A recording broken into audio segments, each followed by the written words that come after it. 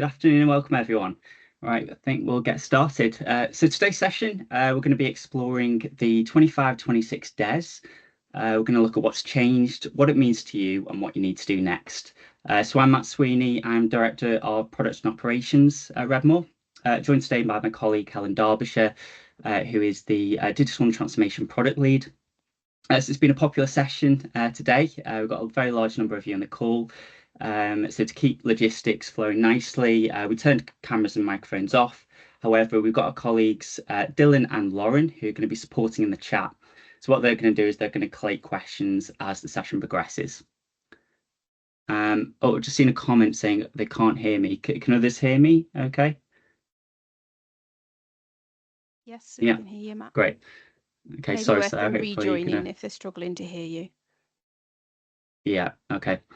Right, we'll crack on anyway. So because we've got a lot to get through, what we'll do is we'll invite question and discussion at the end of the session. So towards the end, we'll be using a few QR codes. So if you've got your phone handy, that'd be really useful and you can use that as we go on. So we're going to record the session. We're going to send a link out with the recording and the slides. So you don't need to write loads of notes beyond what's in the deck. Okay, so during the session, we're going to go through the key changes in the new DES, but we're also going to look at the rest of the contractual landscape as well during the last few weeks. So we're going to unpack what the key changes have been, we're going to clarify their implications, and we're going to explore what practice and PCNs need to do. We're going to look at how the changes can be approached with reference like practical steps that you can take from the session. And we're also going to explore how Redmore Health can support you as well if you need some additional support. So let's look at what's changed. So we can't really speak about the network DES in isolation as it's closely intertwined with the GP contract and other enhanced services. So, the GP contract for 25-26, that was announced on the 28th of February. And this set out the national terms for all general practice, including funding, core responsibilities, changes to QOF and access.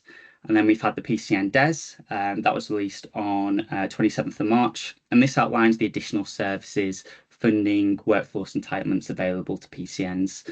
So there were also a new service specification that's published for advice and guidance, as well as an update to the weight management enhanced service too. So let's start with having a quick look at the GP contract before we dive into the DES that Helen's going to pick up in a bit. So the new GP contract, so good news, it represents a record funding uplift. So we saw an £889 million increase. So that represents 7.2% increase in the previous year. This is the biggest in over a decade, so I think it does show a renewed commitment to primary care. We've seen a focus on prevention, so there's been a major shift towards tackling cardiovascular disease. So there's an intended aim here around cutting heart attack and stroke deaths by 25% within the next 10 years. And we're seeing a continued focus on digital first access. So modern general practice access has been a big focus last few years. We're seeing a continuation of that in terms of pushing online routes, reducing phone queues, and now a greater focus on transparency for patients too. Less bureaucracy. So we've seen 32 QOF indicators that have been retired. And the intention here is really to free up GP time for patient care and reduce unnecessary paperwork. Workforce flexibility and continuity. So the R's roles now cover GPs and nurses. PCNs have more freedom to allocate roles. Continuity of care is being incentivised. Helen's going to go through that in more detail when we cover the DES. And finally, care close to home. So GPs are now being paid for specialist advice and guidance referrals to reduce hospital referrals. And the intention here is around supporting timely community-based care. So let's look in the QOF in a bit more detail then. So like I mentioned, we've had 32 indicators that have been retired. These are worth about 212 points. So this is originally protected in 24-25, but now permanently retired. So, like I said, it's about reducing admin, freeing up time. And then £298 million has been reallocated. So £100 million of that's been moved into core funding, for example, the global sum uplift. And you've got £198 million that are now focused on 9 indicators, all targeting the CVD protection that I mentioned. So, for example, blood pressure, cholesterol. We've also seen the thresholds raised, though. So for upper achievement, the targets are harder. So this is intended to push performance, but for the lower thresholds, these are unchanged to allow flexibility. And why this matters, it's around less box ticking and more time for high impact care, like preventing strokes and heart attacks. So QoF is leaner now, but because there's that stronger focus on chronic disease management and clinical value of the process, if practices don't change their practices, it is going to be harder to achieve the same income from QoF. As the redistributed points have resulted in those increased thresholds. So it will make targets more challenging. So you need to be wary for that and have a plan. So looking at access and appointment model and the changes there then. So fair access all day is a really common theme here. So there's a real push to get away from the 8 a.m. rush. So patients should be able to contact the practice at any point during core hours across different access routes, whether it's phone, online, walk-in, and the intention here is to treat them equally, whatever route they approach. It's now being mandated that online consultations have got to be turned on between 8 a.m. and 6:30 p.m. from 1st of October. So practice have got to keep their online forms open all day during core hours, and this is for non-urgent requests. And this is going to be supported by systems for safe triage. So safeguards are going to be needed to prevent urgent queries being submitted online, and this is being designed by NHS England with GPC England and the Joint IT Committee. So in the charter, the GP contract requires that practice have got to enable it by the 1st, and you've also got to allow read access to patients' care records by other NHS commissioned providers, and you've also got to allow community pharmacy registered professionals to send summaries into the GP practice workflow. So we're also seeing a new patient charter. So this is around that transparency for patients. So every practice has got to publish a charter outlining what patients can expect and their responsibilities to help manage demand and improve transparency. So NHS are going to publish this shortly, and then all practices will be expected to publish this on the practice website. And this is really around improving transparency, making it easier for patients to know how practices will handle their request and what to expect from the practice too. And finally, access is being linked to continuity. So PCNs have got to improve same-day access while also identifying patients who benefit from consistent GP contact, and funding is being tied to delivery of both. And again, that's a key part of the cap payments in the DES, and Helen will discuss in more detail. We've then got a patient safety strategy as well. So the GP contract outlines a requirement for practices to have regard for the National Patient Safety Strategy, with a requirement for practices to register for an account with the Learn from Patient Safety Event Service.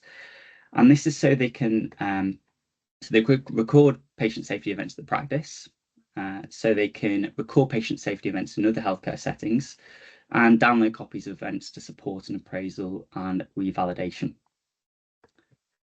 So there's also been a new advice and guidance enhanced service that's been released.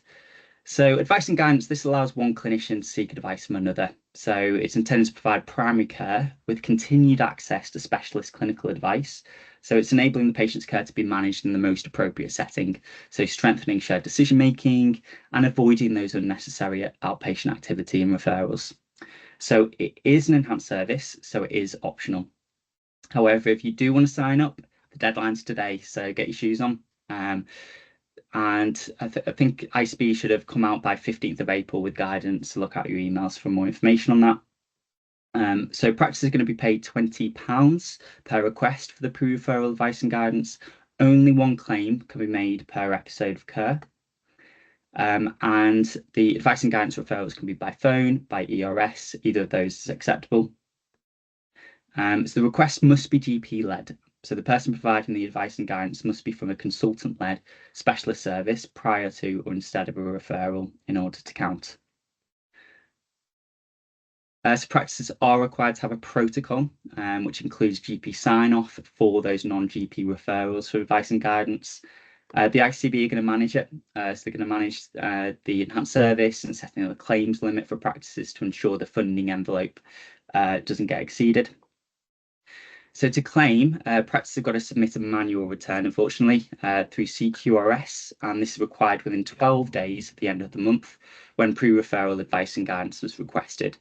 So it is disappointing that this is not an automated extraction, as it does create a necessary administrative and bureaucratic burden for practices.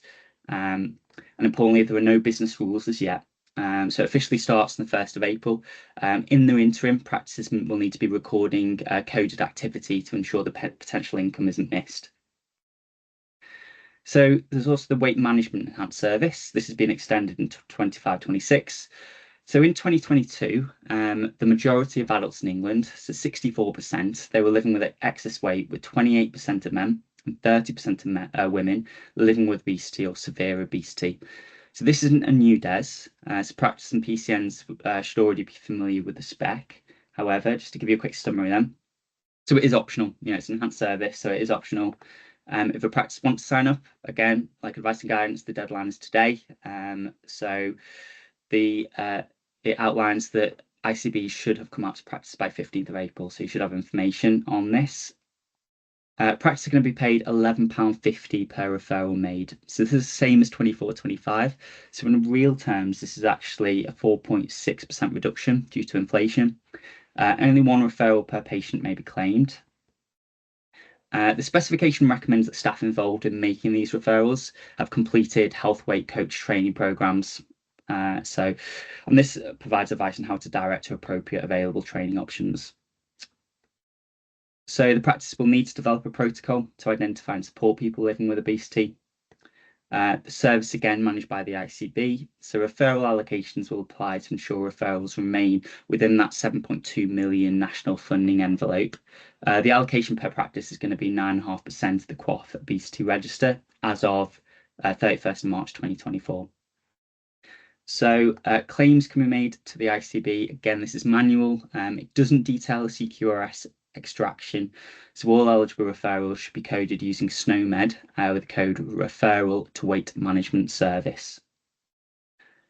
To be eligible, the patient's got to have a BMI that's recorded in the last 2 years of greater than or equal to 30 or greater than or equal to 27.5 for Black, Asian and other ethnic minority groups.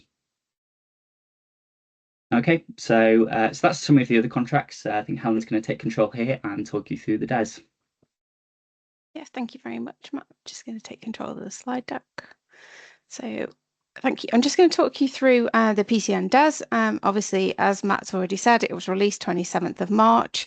For those of you that aren't aware, the DES is an annual agreement that PCNs opt into for extra funding and support, and that enables you to deliver enhanced services as part of the GP contract framework. But that being said, it is optional. So that is the case at the moment that 99% of practices signed up in 2024. So although it's optional, it's great uptake. There are around 1,250 PCNs, and normally they cover around an average population of 50,000. So the DES update for this year extends the previous 5-year agreement by a further year. So that gives some security for the 12 months ahead. And that outlines what the PCN services are, staffing, and also the access obligations. So that follows through from the DES. The DES also outlines the workforce expansion via Rs and improved access, including the extended hours. It also focuses on preventative care through the IIF, which you'll be used to from the past, but for those of you who don't know, that's the Investment and Impact Fund, and for key services like your structured medication reviews and also care home support.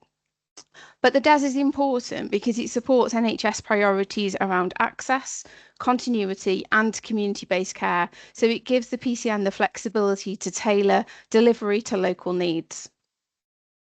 So the DES hasn't changed in respect of the 4 key functions of what the services are that you need to provide. But for a recap on that, it's coordinating, organising and deploying shared resources. That's to support and improve resilient care delivery, both at the PCN and practice level. And that includes things like provision of access through extended access, Monday to Friday, 6:30 to 8 p.m. and Saturday, 9 to 5. And secondly, improving health outcomes. So that's looking at effective population health management, reducing health inequalities using things such as Core 20+5 approach, and identifying managing CVD risk, so hypertension and raised lipids, and also reviewing cancer referral practices to ensure early diagnosis and improve uptake of screening for breast, bowel, and cervical cancer. There's also a focus on making sure that the PCN achieves targets and resources in the most effective way to meet the needs of its patient population through delivery of proactive care. And the fourth one, collaborating with other PCNs and local community service providers to provide better joint joined up care through the INT, integrated neighbourhood teams. So you might be thinking, well, what's changed from last year? Firstly, there's a greater workforce flexibility introduced in this year's DES. The funding pot's been combined into one pot where it was split out before. Ours has been expanded to include GP role and nursing roles. And the role cap has been lifted, meaning there's no restrictions on the number or types of staff. So PCNs have the freedom to shape the team mix according to your local needs. There's also been quite a significant funding uplift in the overall GP contract and in the DES itself, as we'll look at in a little bit more detail, and greater reimbursement levels. There's also been a refocusing on access and continuity, with the CAPE being simplified into two domains of modern general practice access and risk stratification through continuity. That really is to sharpen the focus on same-day access and personalised continuity. The origins of this shift can be directly linked back to the 2022-23 Future of General Practice report. And that's what was quoted there by the Professor of General Practice, Richard Scott, that stated that there's two characteristics of general practice which distinguish a GP from other professions. The first is access, and the second, continuity of care. And that's all there is, and everything else supports that. And you can definitely see those roots coming through in the DES and the requirements that have come. There's also a requirement for the stronger digital access. So from October 2025, as we've already said, having access to those online consultation systems and the read-only access to patient records through GP Connect. So it's about how the PCN can support that. And also overall a reduction in bureaucracy in terms of like the workforce planning and the IIF, trying to free up practice time to focus on delivery over admin. So you might be wondering what that means in terms of finances. I'm hoping this slide might help you with just a quick overview, a quick snapshot showing you where the funding levels have increased in the green. So that's core PCM funding, enhanced access, Rs reimbursement and care home premium. Whereas things such as the IIF and the social prescribing link worker have remained at the same level, but arguably have reduced due to inflation. And then quite importantly, the capacity and access support payment and the capacity access improvement payments, slight reductions of just over 1% there. So again, once you take inflation into account, a slightly greater reduction. As we said, you'll have a copy of these slides, so you can have a look at that in more detail after this presentation. So what does that mean in terms of capacity and access payments? Because that's the area where you're going to be focusing onto your work. So it's a two-part incentive programme this year of £87.6 million nationally. And that's split into 1/3 continuity, 2/3 of access. So when we look at access, that represents £58.4 million, and that's focusing on all the aspects related to modern general practice, which incorporates a number of the things that you will have looked at last year. And continuity represents 29.2 million. And that really rewards PCNs for using those data tools to identify those high need patients. And we'll talk a bit more about that later in my presentation. Then you have the unconditional base funding of the CASP, which every PCN will receive. So that's around about £3.21 for the adjusted population. Average PCN size, that's 137,000. There's no reporting requirement on this particular funding pot, and it can be used to fund extra staff, phone lines, digital tools, or access-related improvements. There is a delivery expectation detailed within the DES to make sure that there are improvements and action across both domains. So that's also looking at things that are related to all of the practices in the PCN, and that's quite important. It's quite specific in the DES about that, making sure that all practices in the PCN are improving and showing that change. So we'd like to see that as it goes ahead.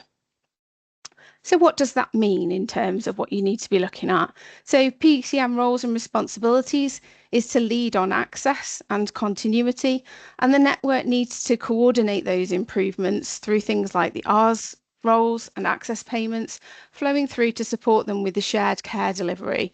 And PCNs need to support practices with these new requirements, such as the online consultations, access, multi-channel systems, and telephony upgrades. There's also a lead on continuity and a new priority on that. So it's how you support that identification within the PCN and how you can help to upskill the PCN team. There's also the proactive identification and management of CVD risk. Again, as Matt said, the new focus for the year, I'm focusing on AF, blood pressure, hypertension, and cholesterol awareness, and the things that you can do at a population level to actually help to address those within your areas. And then also to manage the expanded R's team. With the new role uplifts, there's quite an opportunity for you to make changes and amendments. But there's also the expectation that you're going to look at that in terms of the strategic fit, the best fit for your PCN, your population, but also with those new freedoms and thinking about those new enhanced reimbursements.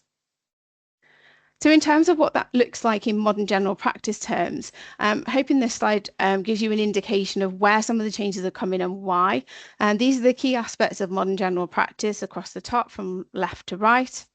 And just the little purple star sort of indicating to you where we feel that there's been particular focus. So it's worth noting that there's requirements in the GP contract around the patient charter and keeping online forms open. So gathering those structured information and making access available for patients. And also looking at the expansion of the R's team bolsters that additional capacity across the consultation. And how can you support that? Well, the supplementary guidance of the DES states that there's 4 key areas to be focusing on, which is data-driven planning, so ensuring that the digital telephony is routinely used and supports capacity and demand planning across the PCN. That there's access parity, so there's a consistent approach with care navigation and trials to ensure parity between online, face-to-face and telephone access. And ensuring that patients are asked for continuity of care when it's appropriate, that if they have a preferred clinician they wish to see. And then online consultation, ensuring that the OC is available for patients to make those administrative and clinical requests at least during the core hours. So we've talked a lot about continuity, but really it's important that we understand what we mean by continuity before we move forward. And the DES stopped short of actually defining what continuity was in the terms of the DES or how it was going to be measured. But quite helpfully, the RCGP in 2016, the digital risk stratification tools, defined continuity as the extent to which a person's experience an ongoing relationship with a clinician and the coordinated clinical care that progresses smoothly as the patient moves between different parts of the health service. So in summary, we're really exploring the series of health interactions that are connected and coherent, which really have been the long-term cornerstone of general practice and historically epitomised by the family doctor model and continuity involving really the patient seeing a familiar clinician over time. And that ensures that that personal knowledge and consistent management is there, and it is a concept that's cherished by patients and some GPs for its contributions to developing that trust and understanding, and along with that, some efficiencies of care. So now we know really what we're talking about. It's perhaps important to understand that it's not quite as simple as it seems in terms of what continuity looks like and how it's comprised. And it's been widely regarded that there are 3 different types of continuity. Relational continuity, so that's that typical traditional therapeutic ongoing relationship between the patient and one or more providers, the sort of classic one-to-one doctor model that's valued in general practice. But there's also informational continuity. So that's using the information on the past events, personal circumstances, to make current care appropriate for each individual and to look at comprehensive records, shared management plans, and communication. And that communication between the providers also flows through into management continuity, which is the coordination of care with a coherent and consistent approach to the management of health conditions. And that therefore is responsive to changing patient needs. And as we discussed, really, patients cherish that relational continuity, but in a complex system with lots of different roles, informational continuity and management continuity shouldn't be underestimated in the value it can have to help people to ensure that they still have that overall continuity and the GP retains that overall responsibility for their care. It's easy to fall into the trap of considering continuity of care just being relational continuity. Therefore, we really encourage you to look at these 3 aspects as part of your approach. So why does it matter? From the patient's perspective, Its continuity allows them to develop a sense of trust because they're known and supported. Patients don't have to repeat their story, and it improves health outcomes for patients. And continuity is likely to be beneficial for patients with chronic and complex conditions, and particularly those of frail. But unfortunately, declining continuity leads to fragmented care and inefficiencies associated with that. But from the GP's perspective, there are also benefits in enhancing efficiency and quality of care, and it also promotes job satisfaction and morale.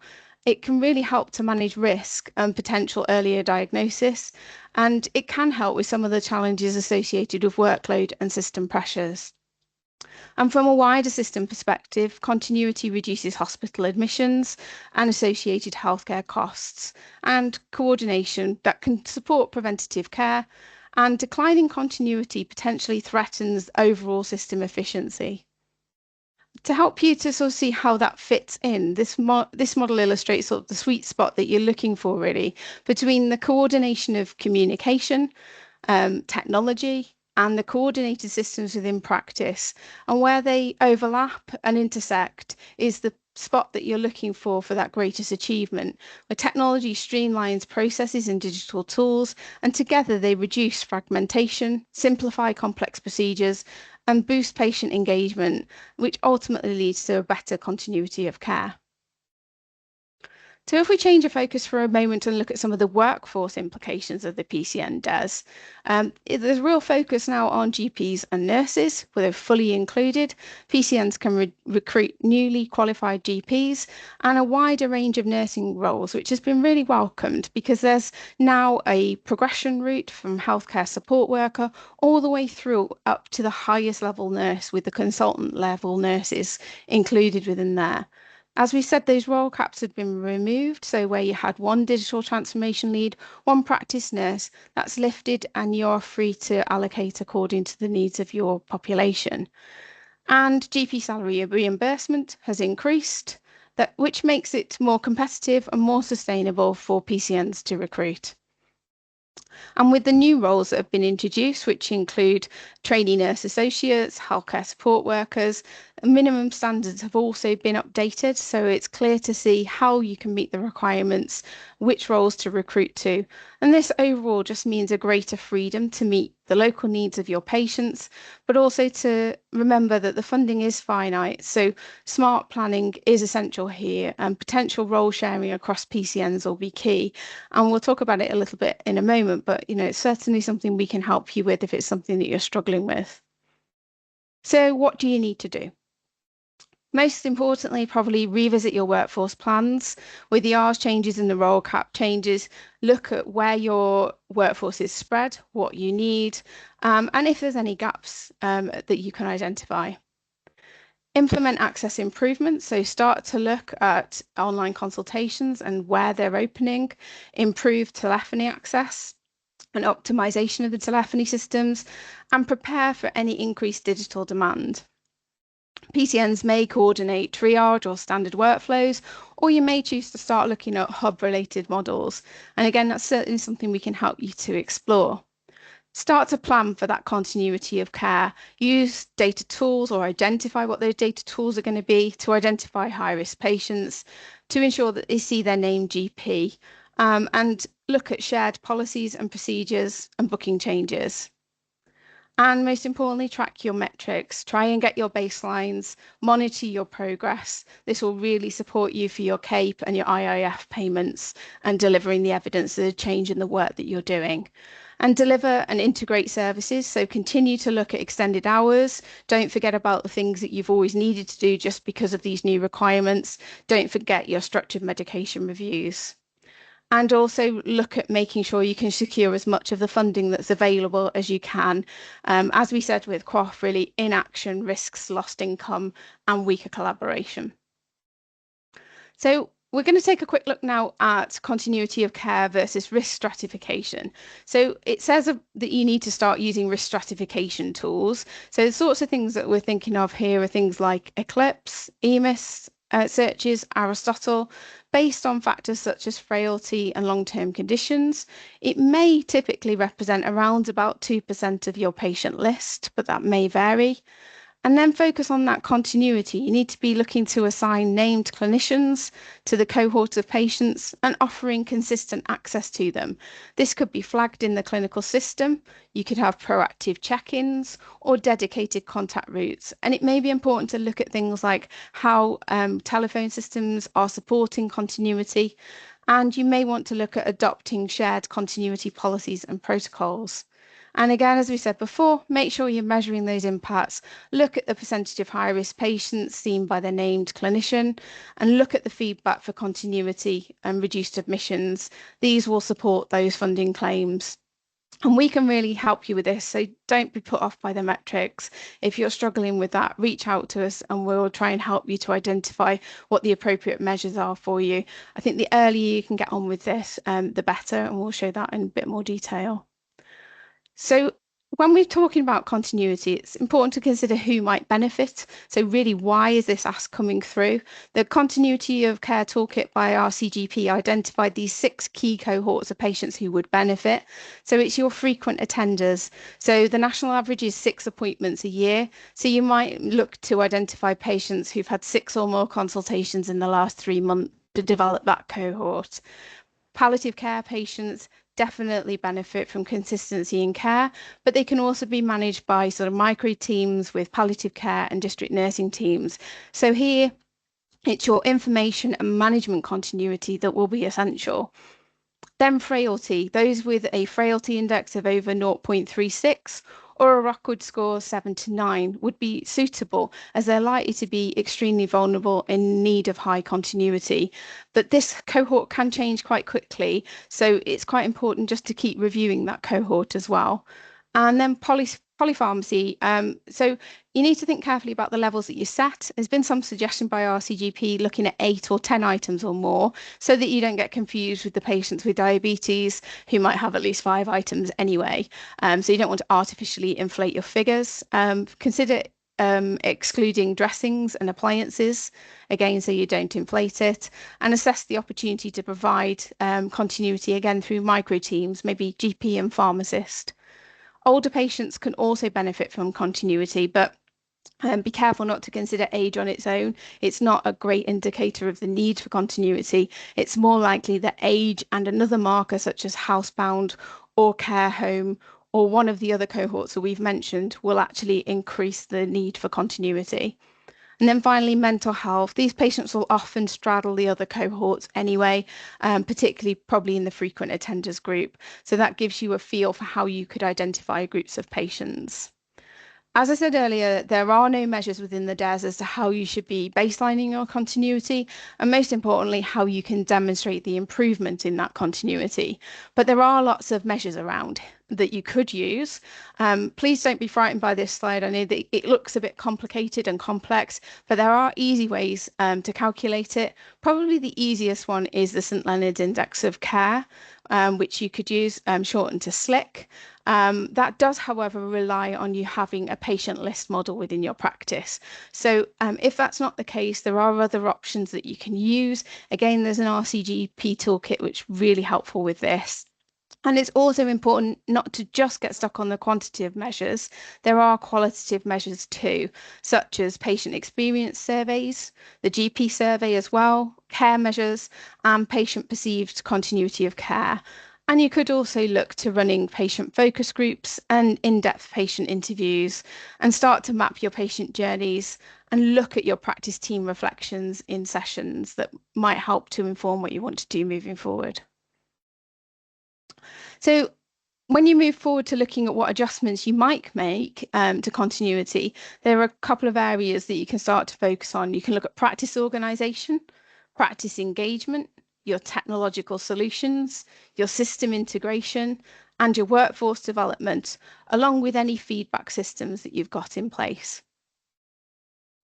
When you start to look at how you can approach that, there's plenty of opportunity now, even if you don't start, until May. If you start doing your baseline in May, you can start to look to do some design and planning in June, moving forward to implementation and improvement strategies in July.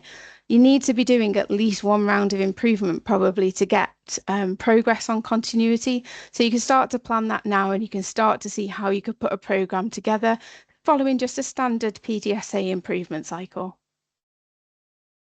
So if we look at some of the specific roles now, you've got the role of the digital transformation leads. This has definitely been shaped by the new DES. For those of you not aware of the role and what it means, it was traditionally an Rs-funded role, Band A, 8A, sorry, and it was focused around driving digital change across the PCN and leads to the implementation of things like online consultations, remote care pathways, and staff training and workflow design. For 2025-26, the cap is removed, so you could have as many leads as you require for your PCN. So some PCNs are much larger, or the PCN role could be split. And that could mean that you could expand the hours or hire those multiple leads. You can also look at functions that IT integration and patient engagement. So you can also start to then look at flexible deployment models as well. The PCN could employ, share, or outsource the role, and they could actually have additional support from teams like ourselves to support you with in-house projects or particular pieces of work that you've identified that you need specialist support on. And likewise, it could be around upskilling your existing digital team. The key, though, is going to be to the success is strong digital deployment, and that needs an essential skill set to do that and needs careful planning. So that also needs to be aligned with some of the things that will be set by your ICBs as well locally to help you to unlock the CAPE funding and also to look towards actually achieving that digital performance. So we appreciate this is really quite a lot to take on board, and we certainly don't want you to feel overwhelmed. We know there's quite a large ask here, but we're here to help you. So we'd firstly encourage you to register for the Digital Transformation Hub, and that can help you to get started. It'll give you a visualization of your digital and transformation maturity across individual practices and PCNs and give you an area for focus, but also baseline. So we'd encourage you to create your account. We'll share these slides with you, so don't worry if you haven't had time to scan the QR code now. It is repeated on this slide, but one of the ones that's really important for you within the hub is you've got this ability in your reporting module to actually capture practice progress and PCN progress under the modern general practice access domain. We've mapped all of the criteria across so that you can use that to support your CAPE claims. That removes some of the pressure perhaps historically from clinical directors who felt quite a burden with the ability to actually evidence the requirements. So you could use that as a measure moving forward within the hub. We've also got a suite of resources that we're working on all the time to keep it up to date for you. So we have a document library within the hub where you can access key summaries. We've done one-page summaries ourselves that we've authored for you just to make life as easy as possible. And we've also got things such as this new care navigation toolkit. That gives you the opportunity to use various tools to try and improve care navigation, but also to understand it within the practice. You will have seen in the video before you join the session as well that an invite to join the Digital and Transformation Network. Those of you who aren't already members, please feel free to sign up. It's the ability for you to share ideas and resources and to have a chat about things on digital and transformation. We also push out any important updates to you through that network. So we will be making sure that's available for you as part of this session. We'd like to invite you as part of this session as well for a free one-to-one consultation for your PCN. So you can book that now by scanning this link. I believe my colleague's also going to pop that in the chat for you so that you can book that. What we want to do is to support you go through some of the data and identify where those priorities are, answer any questions that you might have so that you feel confident to move ahead. And, you know, if there's areas that we haven't covered today that are of concern to you, we can explore those with you. So yeah, scan that and get that booked. Again, if you haven't had time to do that, we'll send it out to you in the slide deck. We're also going to be offering after the call a resource toolkit for you, and the summaries within there are going to be one-page summaries of the PCN DES, the GP contract, a one-page summary of the enhanced services, as well as a compliance guide to try and help you to support the evidencing requirements of the CAPE. So again, that's going to support your PCN clinical directors with those evidence requirements and hopefully help you to achieve the payments that you need. So that brings us to the end of the formal presentation today, but we wanted to make sure we got time to ask any questions. So I'd like to invite those forward. I think Dylan's been keeping an eye on the chat for us, so we'll be able to have a quick look at those questions now. And if you haven't got your question in, please ask now. Hi, Helen. Yeah, we've answered a couple as we've gone along, actually, but just to give a flavour for some people that haven't kept an eye on the chat. Yeah. We had a couple of questions around advice and guidance, actually. So Matt gave out a deadline of the 30th of April to sign up for the A&G DES. But then there was a couple of queries on there, Helen, around, isn't it the 27th of May to sign up on CQRS for this? On CQRS, often the deadline for that's different from the deadline within the DES contract and the GP contract. Right, so I thought so. We put in there that they are two separate deadlines. One's more of a tick box, really, for the CAPE, really, to be able to do that as well. We had a couple of people ask about the online consultation, so 8 AM till 6:30. Is this mandatory for us to do this, or could we have a different time, such as 7:30 till 6 PM? I think it will be in line with the GP contract requirements. So it's those hours are your core contract requirements. So that's why they've been set at that at the moment. I think that will probably be subject to ICB approval if you were to change that. I was thinking the same. So we support many different PCNs across the country and obviously interact with different ICBs. I think last year was surprising how many different interpretations ICBs had around online consultations being available, and they may take this approach as well. I think it's often like that, isn't it? It's the devil in the detail of how that works out, and sometimes it is down to how that works out locally, so we'd keep an eye out on those guidance. I also do think it's something that's going to be challenged ahead of time anyway.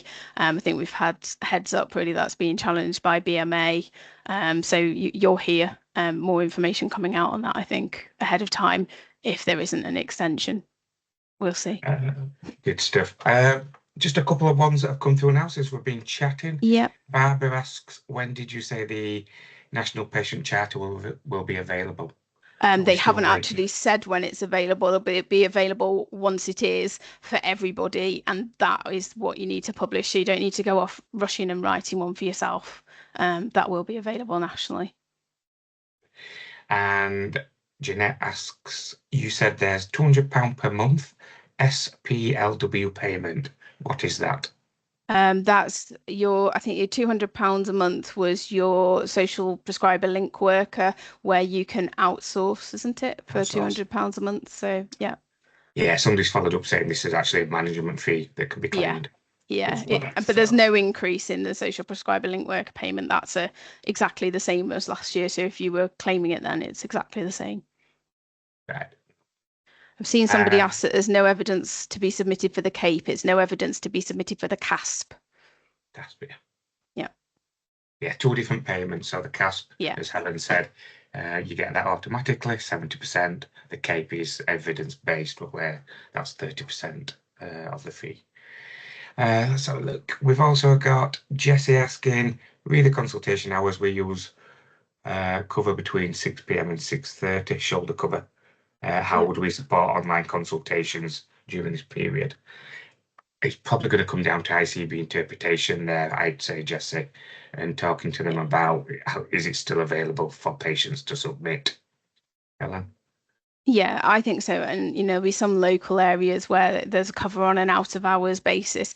So it's probably going to be linked to having that access to GP Connect as well, because you'll have access to the clinical systems. So you should be able to view online consultations. But again, there's work going on with the online consultation suppliers to make sure that the systems can operate in the way they need to. So at the moment, I just consider that the request is there, work towards it as best you can, and look at how well you're doing with the system that you have at the moment, and then you can start to tweak either side if it's the extra half an hour that needs to be covered after, when we've got more detail on that. Yeah, we'll send that out. A couple of guys are answering the questions for us, so thank you to them. Yeah, we've had one question come in. I don't remember seeing the sign up for the A&G. When did you say they sent it? And a couple of the guys have put it's on CQRS. Yeah, So, brilliant. Yeah, it should have come out from ICBs by the 15th, but bearing in mind, a lot of this guidance wasn't even available till the very end of March. It may be that they're just a little bit behind with that. So I'd start with your ICB contacts and just ask if that's come out to you. If it's not, check your CQRS. Are the payments for weight management? Yes. I thought there was. Matt did say, I do believe Radwan joined late. I think there was a message earlier, so missed the first 20 minutes. £11.50 per referral for weight management, but that's the same as last year. So just remember that when you're looking at your sort of cost benefits associated, there's no uplift on that one. So, people are submitting questions and it's bouncing all over my chat. I know it's great. Well, this says she's not the paper contract from the ICB and still not on CQRS. It's one of the they've had the paper contract but not CQRS. Yeah, systems just not aligned there. Unfortunately, we're used to that. I wanted to know if we can share the link to the free one-to-one consultations for PCNs. Yep. So if they're not on the call, Claire, I've just put the link in there at the bottom, the DES contract. That'll take you to our Redmore page, and you can pick from one of 4 people. Myself and Helen are on there, and please share with people.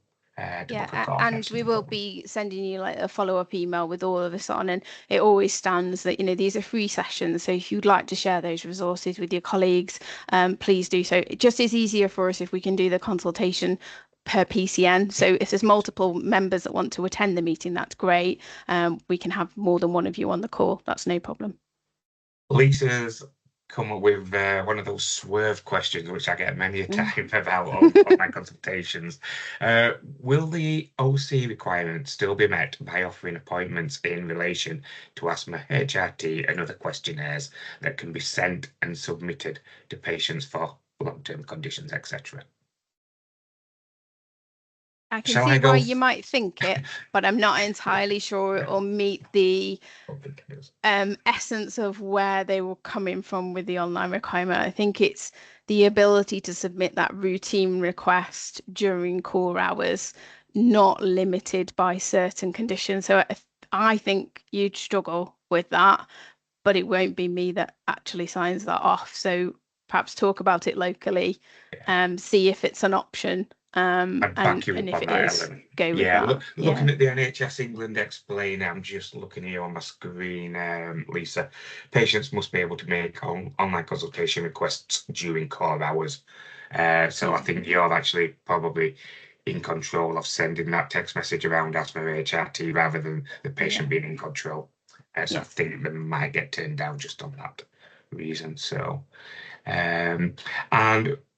Radwan just says there's been a massive error on the adjusted list size, so payments are all incorrect. Any idea when NHS England will rectify this? No, because we need that data too. Yeah, we do. We've been looking at that data and we need it. I haven't seen anything on the WhatsApp groups and the chats as well. So if we do hear anything, we'll try and get something pushed to our network.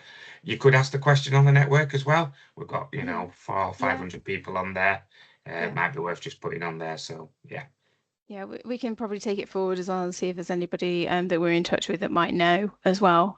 See if we can take that and get any answers, because we do need that data too, as I say. We do, yeah, definitely. So I think the questions now, as we've run over, are starting to dry up. Sorry, guys. No, it's been fantastic. Great to see so many people wanting to find more out, and nice feedback already. We'll collate those as well and send some of the answers as part of the summary to everybody. So thanks, guys. Brilliant. Well, thank you very much, Dylan, for that great summary of your questions. Please do provide us with some feedback on the session. We like to make it as informative as we can. We know there's a lot to get through, but we try and keep it as snappy as you can. If there's anything else you want to know, please let us know. Thank you so much for attending today. We will send out everything that you need following the session now.